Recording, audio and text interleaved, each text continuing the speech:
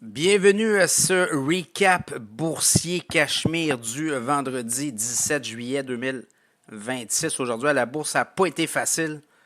Et ceux qui ont écouté le segment ce matin en avant-marché, on le disait, là, ça s'annonçait un petit peu difficile.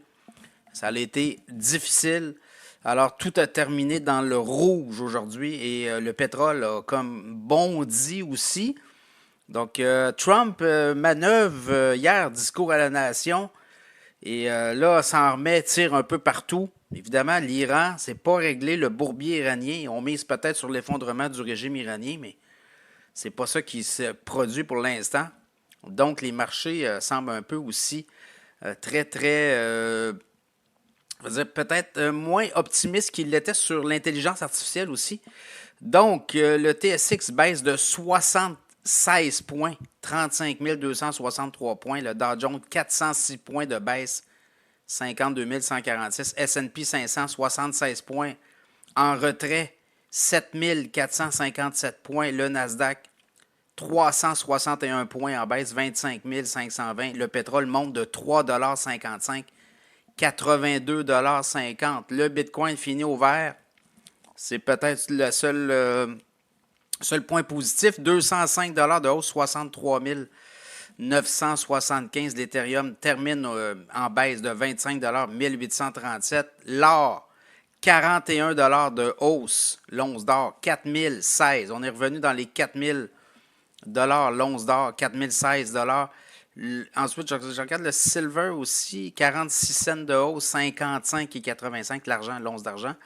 Bon, pour le reste, beaucoup d'inquiétudes sur les microprocesseurs, l'intelligence artificielle. Les Chinois ont développé puis ont dévoilé cette semaine le Kimi K3, dernier modèle de l'entreprise chinoise Moonshot AI. Et on dit qu'on est capable de produire à moindre coût. On n'a même pas accès aux puces, aux meilleures puces électroniques américaines. Donc, c'est ça qui est un peu dérangeant, là. Parce que là, on se dit, on investit des grosses sommes, des gros hyperscalaires comme Amazon, Meta, Microsoft, encore Tesla et XAI, et on dépense des sommes colossales, puis on regarde les Chinois aller, puis eux n'ont même pas accès aux puces électroniques les plus performantes de Nvidia, par exemple, ou autres. Et ils sont capables de bien faire, bien performer. Donc, ça soulève des doutes. L'an passé, il y avait DeepSeek qui avait soulevé des doutes. Là, on va le voir aussi. On avait appris aussi que finalement, tout ça était taponné un peu. Là. Donc, est-ce que c'est la Chine encore qui taponne? Ça va être à suivre. Les bombardements États-Unis pour une 6e nuit consécutive. Avec l'Iran, ça n'aide pas non plus. Netflix a débarqué de 7,3 % aujourd'hui, 68,95 $. Chiffre d'affaires quand même un petit peu en baisse. Les profits en hausse. Le SpaceX, pas facile non plus. 5,4 % de baisse, 123,99 $. On est repassé en dessous. Là. On avait lancé SpaceX à 135 $.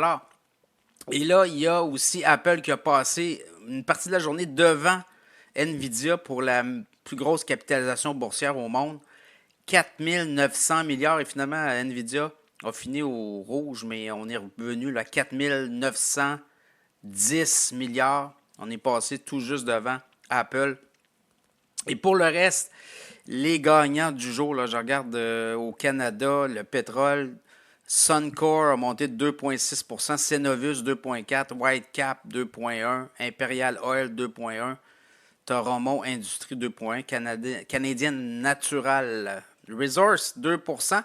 À l'inverse, là, Thomson Reuters, qui avait bien fait hier, a perdu quasiment 3 %, Restaurant Brand 2,9 %, Cameco 2,2 %. Du côté américain, les gagnants, Seagate 5,6 % de hausse, Bloom Energy 4 %, Lumentum 3,8 %, Nebius 3,7 %, Western Digital 2,2 % et Cisco 2 % à l'inverse, vous regardez là, Intuitive Surgical, moins 14,2 %, Netflix, moins 7,4 %, Robinhood, ça refroidit, moins 5,8 %, moins 5,7 %, Applied Material, moins 5,6 %, puis SpaceX, moins 5,4 %. Microprocesseur, je regarde, il y a des titres, il y a quand même que, je regarde Marvell a monté, Micron a de la misère, AMD a baissé, Palantir a baissé, Microsoft a baissé. Donc, voyez, c'est partagé, là, mais pour vous dire que sur la semaine, c'est négatif. Là, est-ce que c'est le début d'un mouvement? On a quand même des résultats financiers à Wall Street. Donc, on a des très bons profits aussi. Donc, on va voir si la semaine prochaine, on est capable là, de solidifier avec les résultats financiers du deuxième trimestre. Sinon, ben, Trump peut bien continuer à tirer un peu partout. Mais là, il peut peut-être aussi, là, il sent la soupe chaude dans ses midterms. Ça va être à suivre tout ça.